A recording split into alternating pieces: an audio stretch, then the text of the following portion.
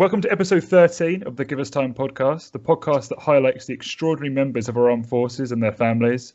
This episode, we have an extraordinary guest. He joined the Royal Marines when he was 22 years old. He passed out of training as the top recruit and as the best young officer was awarded the Royal Marine Sword of Honour. During his career, he was awarded the General Officer's Commanding Commendation for his fieldwork in Northern Ireland. At the height of the Falklands War, he was a rifle troop commander in charge of 32 men and was tasked with operating independently from his unit in no man's land. During the Falklands War, he was involved in a blue on blue. They said to him developing PTSD, which over time brought an end to his military career. He brought an old classic yacht with his wife, sailed off into the North Atlantic to help himself heal. He went on to start his own charity, The Mountain Way, which helps soldiers with PTSD. We are honoured to welcome Andy Shaw onto the podcast. Andy, thank you so much for joining us today. My pleasure, Alex. Nice to see you. And joining me again is our Give Us Time ambassador, Scotty Derrick. Hello. And Give Us Time managing director, Rupert Forrest.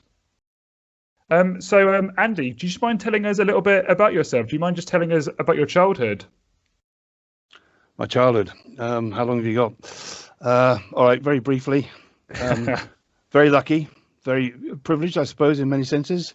Born in the Midlands into what you'd call a very successful middle-class English family. Dad was a company director in the family business. Went to 6 different schools. 2 of them were boarding, one in the Midlands in North Staffordshire, the second one in Southern Ireland. Ended up in Oban High School in Scotland. So I saw probably quite a privileged range of education available in the United Kingdom and the Republic of Ireland. So I've got a good insight into how things were back then, if you like. This is the 50s and the 60s. Went to sea in 1970 at the age of 16. Served in various capacities in the merchant navy and the fishing industry. Joined the Royal Marines in 1976 at the age of 22. 20 years later, left at the age of 42. Yeah. Then went into what I call the dream bubble, as you just alluded to, the life on the old yacht. Yeah. Lived on board with Shirley, my wife, my second wife, for 18 years. Ended up here in the Balearics. We were heading for the Caribbean, but officers and maps and that sort of thing. Anyway, we did find this place and eventually came ashore because that way of life had run its course, if you like. By that time, we had a 9-year-old son who couldn't fit his bunk anymore. So we came ashore here in Ibiza, where we happened to be, and we've been here ever since. Oh, fantastic. 2012, I went back to the unit I fought in Northern Ireland and the Falklands, 4-5 Commando. The invitation to the CO was a man I'd trained in the early 90s and gave this presentation to the unit 3 times on my war and its effects. And that night, after the final presentation in the officers' mess, there was a queue of young lads wanted to talk to me about their experiences in Iraq and Afghanistan. And that was really when I realized, I had a function to perform here. I could actually help these blokes. So that was the catalyst, 2012. 2013, I dismantled my maritime security plans, which were highly ambitious and didn't go anywhere, and focused on sorting the veterans out with PTSD. And by 2014, I'd found people who needed help, and I'd found money to pay for it, and began then. And that leads up to today. Oh, fantastic. Well, that is already, I think, this is, as we've already heard, this is going to be a very interesting podcast. So I just want to go back then to, you were 17 years old and you ran off to sea. What made you decide to run off to sea? What was the thinking behind that? Not a lot of thinking, to be honest. I was 16. I think what it was, combination of things. My mother's maiden name was Tyler, and I don't know if she's actually connected to the famous rebel Wat Tyler who came to a sticky end, but there's a streak of that in her character and my grandfather, and I think I've got a bit of that too. So I was rebelling pretty much from the first boarding school, which I started at the age of 7. And I think that just set a trend, if you like. So by the time I'd reached Oban High School, where I'd realised the Scottish educational syllabus was way advanced beyond the English and the Irish. Keep quiet, Scotty. It was a fact. I was out of my depth. When we were running up to the O-level examinations, I had no confidence whatsoever. So I sat the only one I felt had any chance in the English one, and then left. But it's always a strange thing in life, or maybe it's just a theme of my life rather than something that everybody experiences. But there have always been doors that have opened and shut at critical times. And on this occasion, this is one of the first ones. We had a hotel just outside Oban, about 5 miles away, and there were some lads used to drinking there quite regularly. And they were they were the rough crowd from the east end of London. They got hold of the very last Scottish steam drifter in existence, long past her sailing at fishing days. You know, she was just an old rust bucket, really, but a beautiful old relic as far as I was concerned. And they offered me a job. And this is all done behind my parents' back, of course. So I lied horribly. And so after that first exam, I went down to the pie shop as I was ordered by these lads. I bought the pies and the iron brew and everything else, and went and joined the ship and spent about 48 hours shoveling coal before the whole thing collapsed, and it all came to a sticky end. And that was the beginning of my maritime career. Needless to say, I never got any pay, of course, and there were 3 false starts like that in the Western Isles to do with ships. What the last one, a fishing vessel, which I was just seasick for a week. Before my parents said, okay, if you really want to do this, you know, we'll sort this properly. And so they wrote off to some pucker British companies, and one of them, Blue Star Port Lines Limited, based in Fenchurch Avenue in London, agreed to give me an interview. And on the basis of that, they signed me up as a navigating apprentice. And so eventually, after a lot of false starts, I finally got away to sea for the princely sum of £5 a week. And that was in 1970. Oh, fantastic. What was it like then? Because I'm really interested of what it was like, 16-year-old on the sea. I mean, I'm assuming you had to pick up things very quickly, because I think, as we know, the sea is not, you can't control the sea.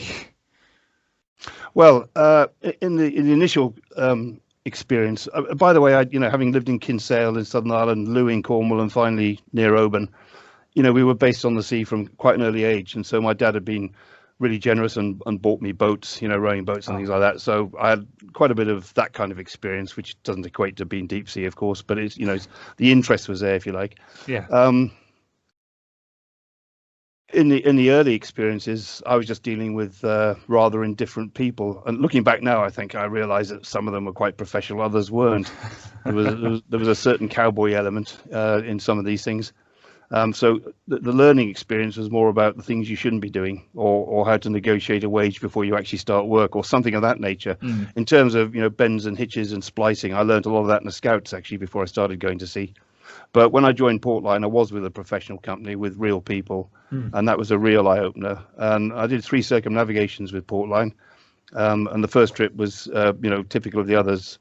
Out from Liverpool, down via Cape Town, across to Australia, offload everything that in those days still had Made in Britain stamped on it, and then round the Aussie coast discharging, and then in ballast across to New Zealand, load all the meat and dairy produce, which before the EC wrecked all this, we all our stuff came back from there. That the Blue Star part of the company operated out of South America, so Dewhurst, the butchers, belonged to the same family, the Vestes. And they had the shipping company as well. So the whole thing, was kind of well sewn up, to be honest. And then back across the Pacific from Auckland, with a full cargo of lamb and all the other stuff, and back home. So, and there were lots of things happened. I mean, it was a real eye opener. But I found that when I got back to Oban and sort of looked up my old school pals, there was a huge gulf already. After only literally less than 6 months away, where that experience had changed me quite a bit, really. But I could talk all day about ships and the sea. I was in various capacities. I was navigating apprentice there, but on the third trip, we had an engineer on board, and by this time, I felt like I was an old hand. I wasn't, of course, but he was talking to me about his experiences in the fishing industry out of Hull, where he'd come from, and it captivated my imagination. And there was something about those particular ships as well which appealed to me. We paid off in Hull on that voyage when we came back from New Zealand. And so I asked Portline to release me, which they very generously did, because they didn't have to. And I went up the river to St Andrews Dock and joined a fishing company called J. Marr and Sons Limited. And I spent the next 3 years fishing out of Hull. And that was a completely different way of life. I swapped to quite a nice suite of cabins with its own shower and all that for a bunk in the forecastle of an old sidewinder, which was quite a come down in lots of ways. But what appealed to me wasn't just the adventurous way of life, which was extremely adventurous. It was a camaraderie, if you want to call it that. It was a precursor to what I'd find in the Royal Marines. it relied entirely on teamwork. There was a very clear hierarchy as well. There was no messing around. It was a no-nonsense man's kind of world, if you like, and that really appealed to me. And I was 17 when I sailed in the Swan Heather out of Hull.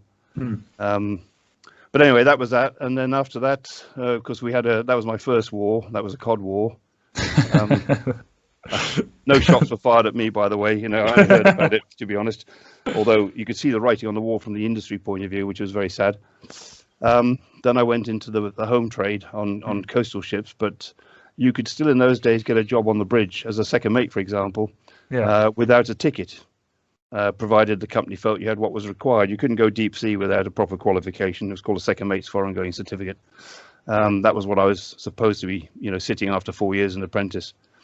But I knew I got the job uncertificated, and that took me all around the British Isles and the home, the continent. And I enjoyed that. Different kind of people, and very different kind of way of life, to be honest.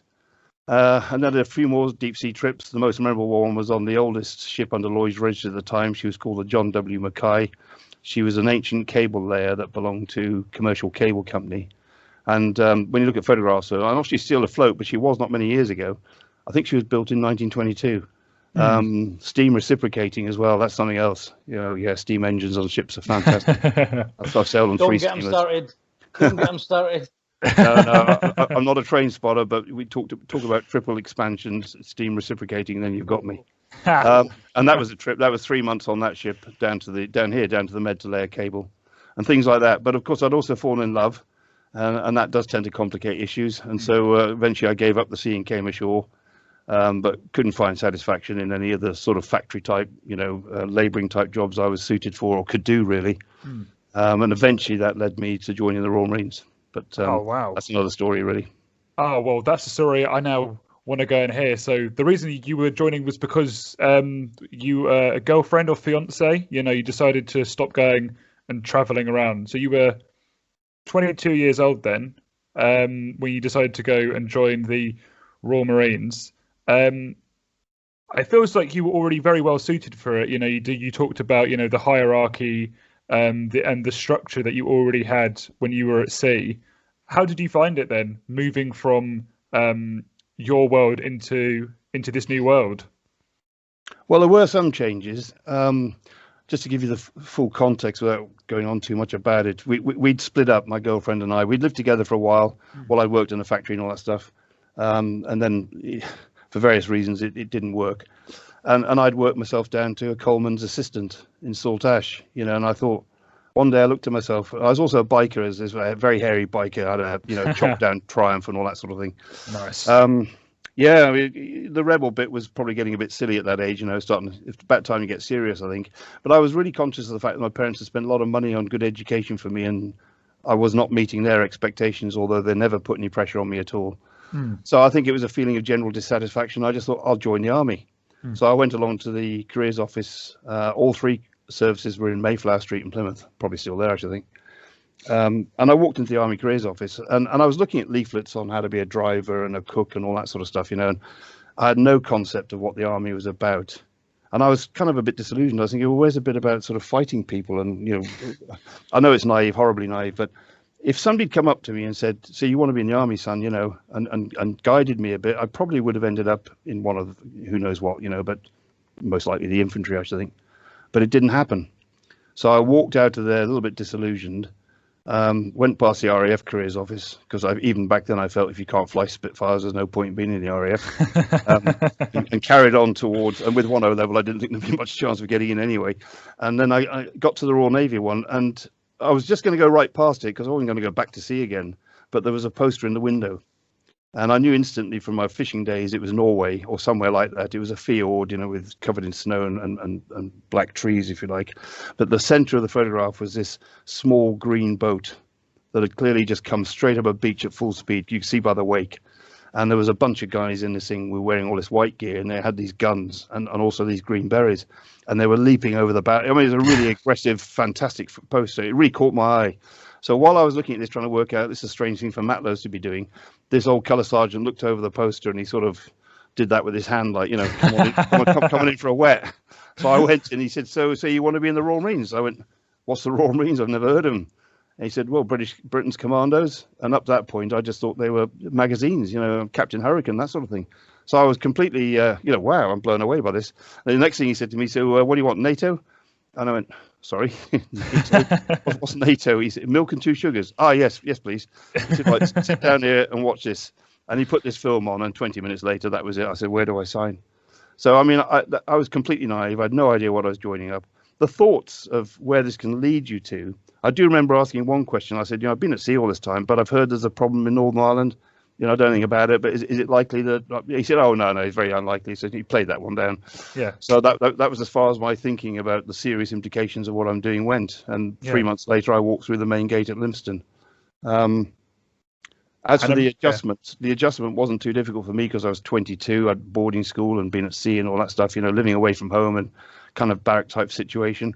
And my biker friend said to me, you're giving up your freedom. And I never really gave that any thought at all. And to be honest, that's never been a factor as far as I'm concerned. I think once you make a decision, you weighed up the pros and cons, which clearly I didn't do a great deal of. You go with it, don't you? And I think that has really been a kind of a theme of my life in any case. There hasn't been a great deal of planning going on. You get a kind of an opportunity come up, a crossroads appears in life, and you think, right, I go left or right, make a quick decision, and that's the way you go. And never look back. And never think, oh, it could have been better if I'd done this or that, because that's pointless. So that's how I entered the Royal Marines, with that kind of attitude. Let's just go for it and give it the best shot you can. Yeah, and it seemed to work. Oh well, I mean, it seemed to work, and then some. Like I went and said in the intro, I mean, we ask our guests how they found training. We know how you found training. You absolutely you smashed it. I mean, I could obviously use a better phrase there. What was it like then for you training? We obviously know how it ended up for you, winning such a high honour. But how did you find it? Well, I think like everybody else, to start with, it's an alien environment, and the notion of having to literally obey all orders and that loss of freedom thing. But I didn't dwell on that. I just thought, right, you're here for it now, go for it. I think there were a couple of points where you could get out. I can't remember what they were now, but let's say, for example, week 5 or something of that nature. I'm guessing now what it was.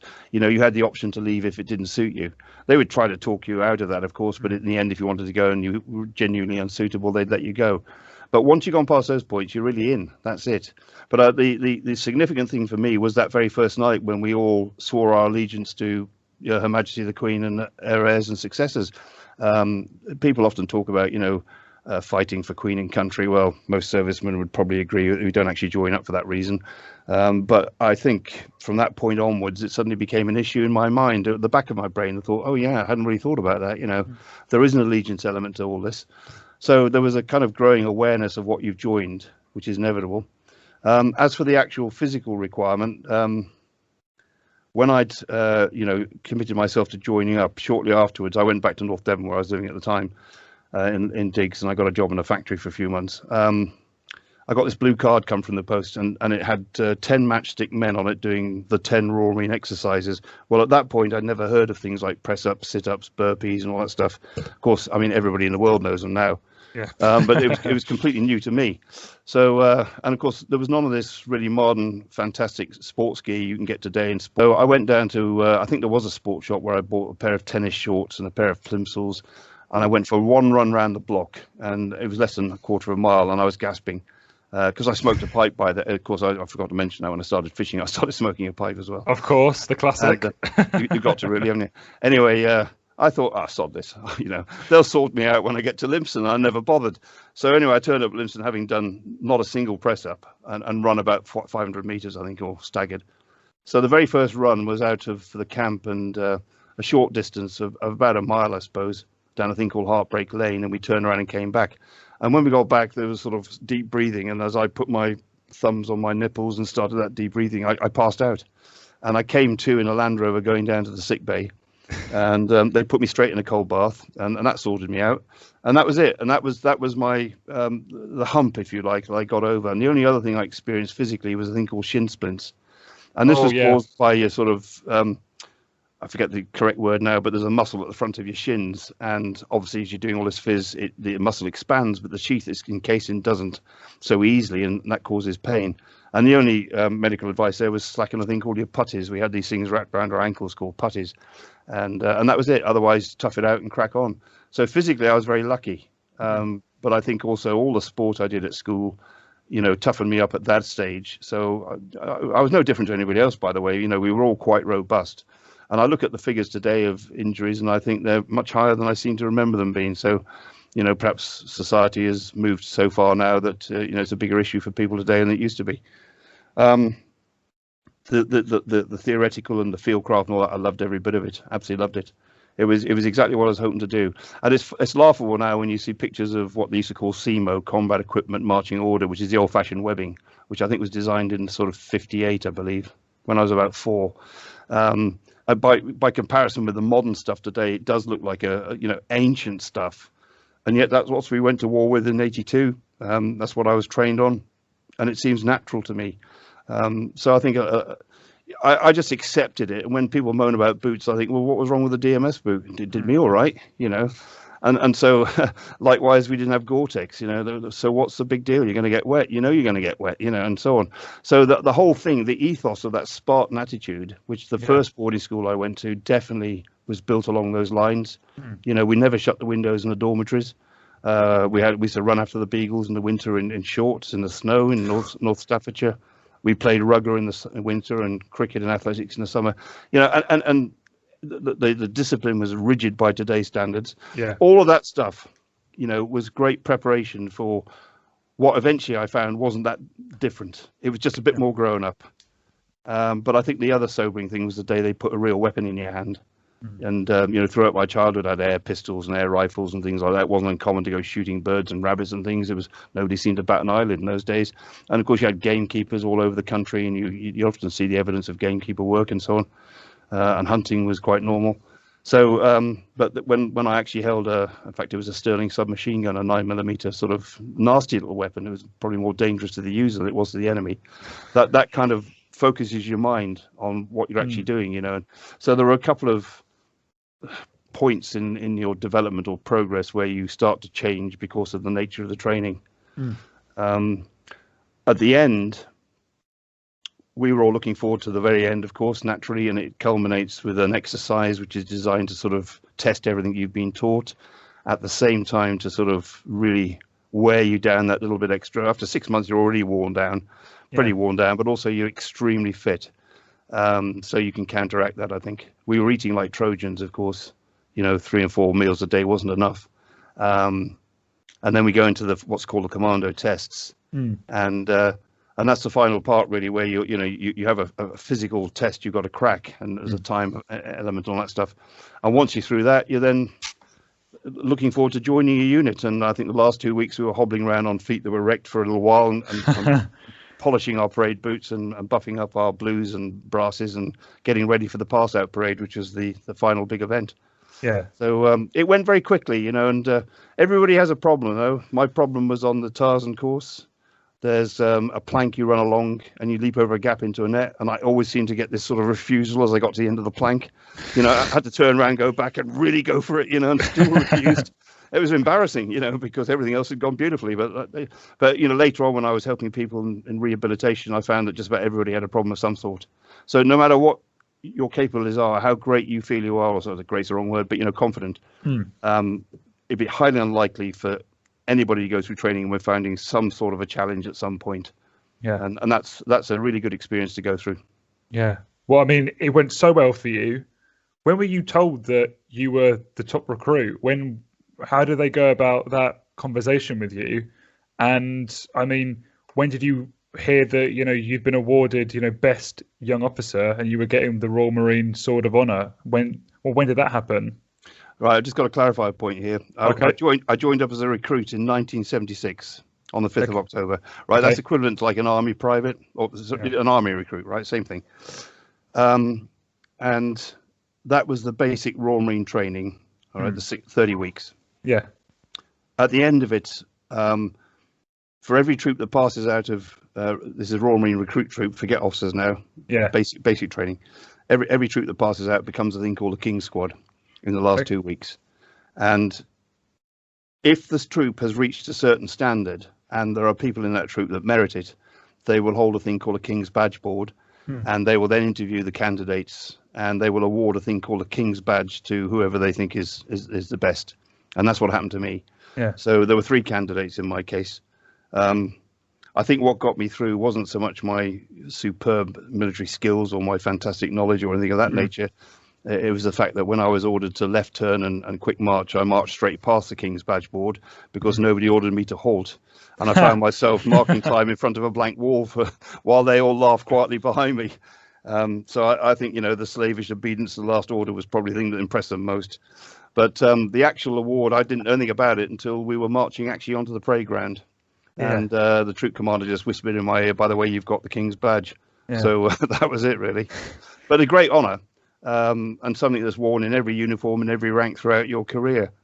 The Sword of Honour came 4 years later when I went back to Lympstone and went through officer training. So in 1980, I was commissioned as a second lieutenant and went back to Lympstone and did that course as well. And that was a year long. And the difference is that every officer batch has a Sword of Honour winner, but not every Royal Marine recruit has a King's Badgeman. So, there's differences basically. Oh, absolutely brilliant. Absolutely fantastic. Do you just mind quickly just explaining for our listeners a bit more what this Sword of Honour is? I think you've explained a bit there. Do you just mind expanding on it a little bit? Well, it's made by Wilkinson. It's a proper sword. It's a prized possession naturally. I think the most significant thing is the word honour. It's got my name scratched on the blade and a few other things like that. But it's a proper ceremonial sword which I wore throughout my career whenever I was in our blue uniform. It's in the bedroom right now. It's as you get older, these things become more significant. At the time, you just think, well, that's nice, well done, thank you. But don't make too big an issue about it. I wasn't the only person that thought, he was a candidate. Actually, to be perfectly frank, I didn't really see it that way. Some people have alluded to the fact that, you must have trained hard to get it. No, it was never in my mind. I was aware of it like I was the King's Badge, but, I just focused on the job and just got on with it, really. Yeah. And it just happened to happen. So it's not just a prize, though. It is a significant thing. Yeah, definitely. But it's hard to choose between the two, which has more meaning for me. I think that they're equal, to be honest. I mean, I'm just as proud of the King's Badge as I am of the Sword of Honour, really. Yeah, definitely. Scotty, did you want to? Thanks, Alex. Yeah, before we start, I've had a great privilege to listen to Andy speak. I was kindly invited to the Defence Academy to talk about our realities of conflict, and Andy was one of the other guest speakers. And I remember sitting back in the audience, and Andy's story took us back, as our listeners are going to hear now. But it's we became good friends, and it's an honour to call Andy a friend because we keep in touch now and again, or I'll give him a FaceTime out there in Ibiza as the sun's pouring down on his back and the rain's here in my face in Northern Ireland. I'm not jealous one bit. But I'm loving it. What would like the audience or the listeners to have a listen about? I've got a thing, just rapid fire questions, Andy, just for about a minute. Some quick fire questions, some of the first answers that will come into your head. So I know that won't be too difficult for you. So we'll just go from there and see how we get on. Happy with that? Absolutely. Good. If you could live anywhere, where would it be? Here. Ibiza. What would you change about yourself if you could? Another 3 inches height would be useful. What really makes you angry? Pretty much everything, if I don't control it. Good. What motivates you to work hard? Probably my DNA, I should think. I don't take any credit for this. It's just the way I am. Good answer. What would you sing at a karaoke night? Well, currently I'm just practicing Wonderful Life by Black. You'll know it if you listen to it. It came out in the 70s, I think. Lovely song. That's the one I'm learning at the moment. I play guitar, Well, if you want to sing to it later on in the podcast, that would be lovely. We'd all look forward to that. I'll have to tune it first. What makes you laugh the most? Pretty much everything. Right now, I think Peter Kay's brilliant. There's probably newer comedians than him, but the more I listen to him, the funnier, the cleverer I think he is, to be honest. So anything that's clever. Happy days. Just to finish off then, what is your proudest accomplishment to date? Oh, Well, there's quite a few actually, so I can't really give you one that stands out above all the others. But I think basically my family, which is quite large now because I've been married twice, so 2 daughters and a son, and 3 grandchildren and a son-in-law as well, and a girlfriend that's just joined the troop recently in the last year or so. So yeah, but that's a strange thing to say because I didn't create them. I know I literally did, but you know what I mean. They're their own personalities. I'm proud of them as people, as opposed to anything I've personally achieved. If you're talking about personal achievement, though, it's got to be the mountain way. I've started that from scratch, and we are now up and running as an effective solution to some of the people who are suffering from complex military PTSD. Yeah, fantastic, Annie. And that's one of the things I really wanted to delve into, but we'll delve into that later on, about the mountain way and the stuff. But it's both you and I have suffered or still are suffering with the effects of conflict. And one of the things I did like when we were chatting in especially the Defence Academy, we had hundreds of colonels and above all tripping about, but they were really interested in listening to what you and I had to say, especially from a top senior ranking officer to a corporal. It didn't matter. They wanted to hear our stories, and I think we told it in the right sort of tone to get the message across. I feel that we have starting to get a turn in the conversation. People are starting to listen to us a bit more. Mental health is coming up quite prominently in all conversations and walks of life, but it's been something that we've been banging the drum for quite a while, and it's good that people are sitting back and taking note. And talking about your family there, as you know, Give Us Time is a family charity, and family and having that connection and time to reflect and what has happened and how we can make the unity stronger. I think it's very important, and I think that stands in your values as well. Yeah, absolutely right. Yeah, during my service, family wasn't top of the list. Got to be straight honest about it. And you can it's a difficult dilemma, isn't it? Because you want to be good at everything, and I think it's fair to say that anybody that enters into a marriage contract particularly is committed to the family side of life. But the reality is, I got married to Jennifer in Barnstable on the 29th of July 1978, and I was in 4-5 Commando up in Arbroath, the other end of the country. And the unit was a thing called Spearhead, which I think was something like 12 hours notice to move. And the troop sergeant said to me, yes, you can go down. I was a Marine then, before I became an officer.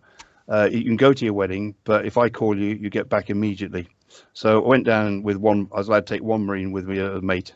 And we got married on Saturday. And on the Sunday, we got on the train back up to Arbroath. And we marched into our new married quarter Sunday evening. And before midnight, there was a knock on the door and the whole of the unit was recalled. And by breakfast time, I was on LSL heading out of Glasgow across to Belfast. And that was the reality of marriage. So I dumped my wife, who came from Singapore, incidentally, in a country where not even the locals understand what's being said, and she hadn't a clue where anything was, or, it was a shocking introduction to her. And sadly, in that same unit, 4 years later, when I came out of officer training, the unit was about to go to Northern Ireland again.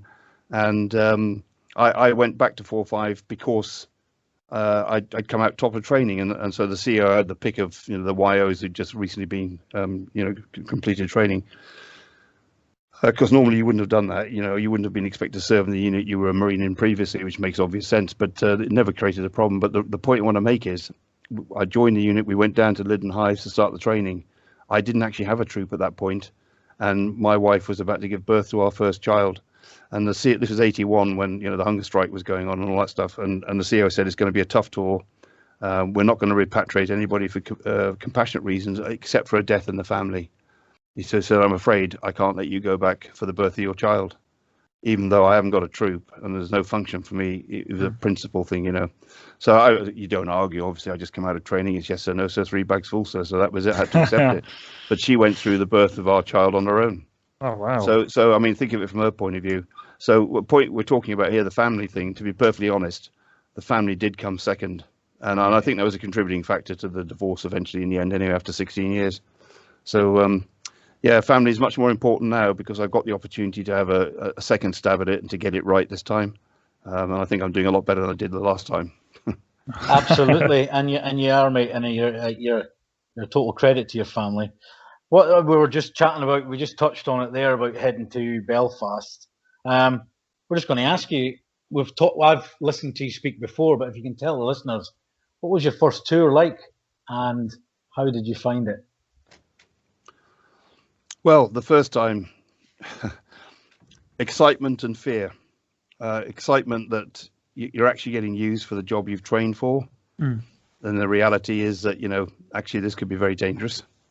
Of course, in the light of what younger blokes have been through recently in the Middle East, it has to be said that Northern Ireland was nowhere near the same.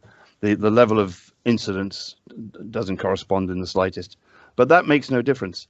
And I think it's a bit like comparing different forms of PTSD. There's no point in doing that, and there's no point in comparing one conflict to another. Everybody goes through the same things regardless of what the conflict's like. Yeah. So to start with, it was a case of the training was good. There was no question about it. We did training in the unit before we went to Lyddon Hythe. And when I went to the city, Belfast, well, it was all in Lyddon Hythe. But when I went to South Armagh, we also went to Norfolk as well and did a lot of rural training. So that, even more training. So I think by the time your boots hit the ground, you felt confident. No question about that.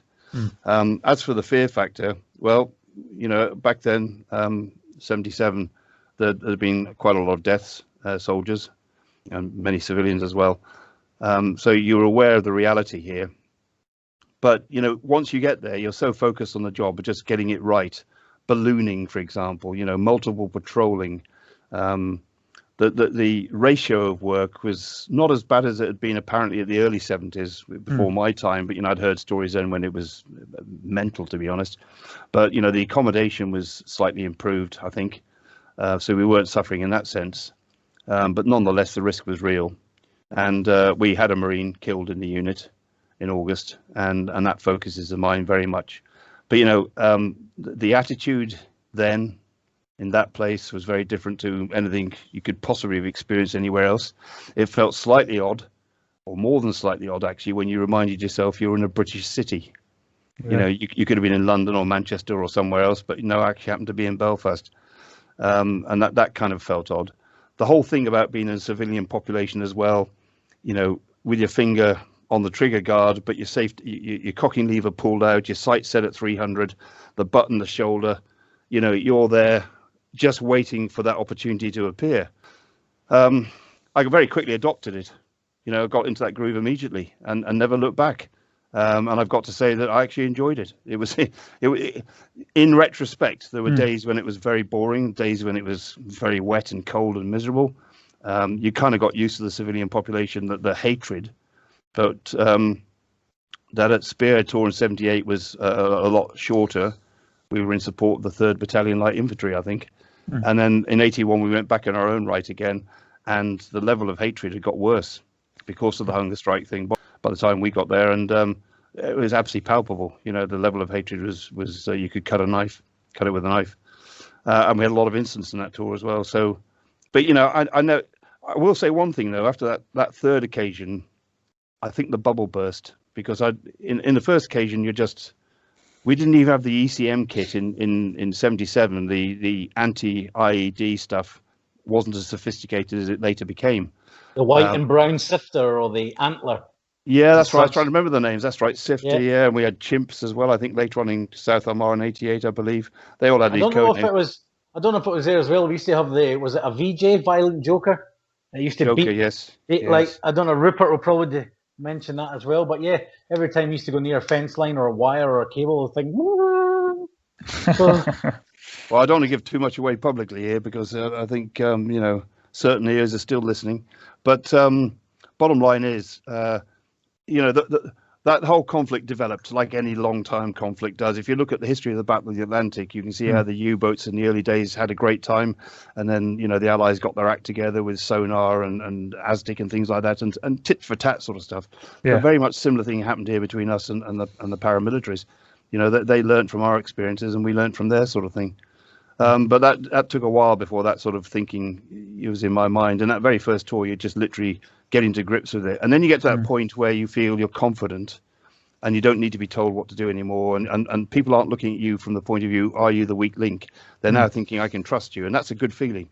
But then the real fear comes when you get to about the midpoint, when you get too complacent.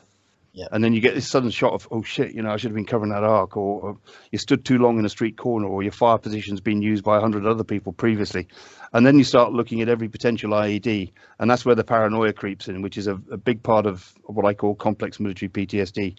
I mean, even out here, it's not a situation now, but when I first came ashore, I could see firing points, and I'd look at vehicles, and I'd look at manhole covers and culverts and things like that, with a bit of that still in my mind. It hadn't totally taken over, but it was still a residue there, and that's all because of those experiences. I mean, 2.5 years patrolling in that environment is bound to create a mental sort of outlook, if you like, which you can't really undo easily. No, yeah. I think you're absolutely right, Andy. And I think we all kind of have a taste of that. It's the old 5 meter rule when you go to ground, as you know, in Northern Ireland, you're checking your 5 meter round about you, and if you're there for a couple of more minutes, you have to extend that, or then you have to dash towards another position. But you're looking all over. But still now, exactly the same. You still look under vehicles and round corners. We got really good at looking round corners for some reason. That was quite a skill in a way. But again, too, looking out through reflections of car windows and shop windows and other bits and bobs. We all still tend to do that. But yeah, Andy, back in those days, it was pretty brutal. And as you mentioned when you were talking, we got on to chatting about the RUC and how you portray them as some of the bravest people that you've ever worked with and seen and stuff too. And what was that like working with they guys? Well, I don't really remember them in the early days, but the 81 was the first experience I can talk about, which really made an impact on me. And the day we arrived in Province, I honestly forgot which one it was now. One of the hunger strikers had just died, and the city was in uproar. And part of our TAOR was an area called the Divis Flats. Yeah. And the Divis Flats was a modern construction, It's still there. Well, I know the tower's still there, and I possibly something else, but I think most of it's pretty gone now. But yes. The unit we took over from had lost control, and they couldn't get back in. And it was more of an Inla rather than a Pyra stronghold. It was Irish National Liberation Army, and you could describe them as being more rabid than the most rabid dog you've ever met. So we had an OP on top of the tower that was sort of overlooking the whole thing, but that was part of our responsibility. But their effectiveness was well understood by the enemy, and the enemy used to taunt them all the time. They used to zero weapons in front of them and all sorts of things like that. Anyway, they'd lost control, and there was a funeral of one going on in the Milltown Cemetery, and so part of the unit went straight there. But at the same time, in our TAOR, the Falls Road bit, the commander of H Division, which was the RUC division we were in, decided we're going to retake the Divis Flats. So we basically arrived in the camp, North Howard Street Mill, were issued with our ammunition and flak jackets and stuff like that, and turned around and went straight out again. And there was a procession of pigs. Didn't go very far, of course. It's only a short distance. Yep. We went to a little place called Ardmoulin Avenue, which was like the closest dead ground to the flats, because at that time they were levelling the old lower falls, and so all those old buildings which were originally attacked at the very beginning in '69 by the UVF, they were all being pulled down. So there was a lot of open ground around the Divis. There was no covered route in. You couldn't just sneak up to the Divis, and this was the closest we get to it. It then became almost farcical, and it really was a bizarre experience. We drove these pigs out into a big circle, more or less on the Falls Road, which ran straight between us and the Divis Flats, and the firing started. It wasn't heavy firing, just the odd round, but we were definitely being engaged. But we were looking at about 9,000 people, all screaming their heads off, all jammed into, I think it was called Whitehall, that particular block complex, and they were on 3 levels, and there was just a naked hatred. And we couldn't return fire, obviously. You certainly couldn't identify anything. So, I mean, it was a stalemate position. And then some of the local U's started using our tactics against us, and we saw this phalanx of shields coming out of the Divis towards us. Now, what exactly they were expecting to do, I don't really know. Out of frustration, the RUC drove a thing called a Hotspur, which was a sort of armoured Land Rover. They're similar to our things, but not really armoured, to be honest. Drove this at the flats in some sort of desperate act of frustration. I don't think it achieved anything. They came under fire. It turned around and came back, and we all withdrew back into Ardmoulin Avenue. And when the back of this thing opened, 2 RUC constables got out looking a bit white and shaken because there was bullet holes. And then a woman police constable got out, and she looked really cool. And she just opened her compact. She checked her magazine on her SMG. She opened the compact. She did her lips. And, and that made us all feel about 2 inches high, you know. So that was my real impression of the RUC. But we had a constable attached to us who was actually a Catholic. And I had great respect for this guy. His name was Morris. And he was a proper policeman, you know. And you felt like you were doing a proper job because, you know, he took his job seriously. That, you know, they had a thing called ODC in those days, ordinary decent crime, to differentiate from terrorist activity. So ODC was, you know, not having a tax license on your car, that sort of thing. And Morris was always trying to sort of, you know, carry out his policing duties as opposed to his sort of paramilitary duties. But halfway through that tour, primacy shifted from the army to the RUC. And up to that point, you know, the army drove operations and all that stuff. And immediately after that change, the RUC took over in that role. And that had a significant change as well. So my view of the RUC has always been a very high regard for them. But where I saw them very much similar to ourselves was in Crossmaglen in South Omagh. We had 2 coppers down there, Marty and Trevor, I think they're called. And to all intents and purposes, they were just the same as us, really good blokes. Yeah. And a lot of them have paid the ultimate price. Oh, wow. I mean, moving forward a bit, Andy, so you were awarded a General Officer's Commanding Commendation for your work in Northern Ireland. When was that awarded to you? 1988. 1988. So was this when you were now in charge of people now? How different is that mindset? Well, I'd had a year's training, of pretty good training. Some might say some of the best training, actually. So, and of course, the ultimate leadership challenge was the Falklands War, which happened in '82. Yeah. I'd been in charge of troops more or less consistently since coming out of training, whether it was troops I was actually training in a training environment, so not operational, or, as on this occasion, you know, actually on operations. So, the shift from being a Marine to being an officer, well, after a year's training, you know, you forget about the Marine bit. I mean, it was a great advantage to have all the basic skills and to know about the Corps and all that sort of thing. But really, you know, it was just a foundation. By the time I came out of training, the command element was well and truly sorted. So there was no real issues there at all. It felt quite natural to me, to be honest. Yeah. Well, this has been absolutely fantastic. This is the end of part 1. So thank you everyone for listening to part 1 of the Give Us Time podcast. We're going to be returning next week with part 2.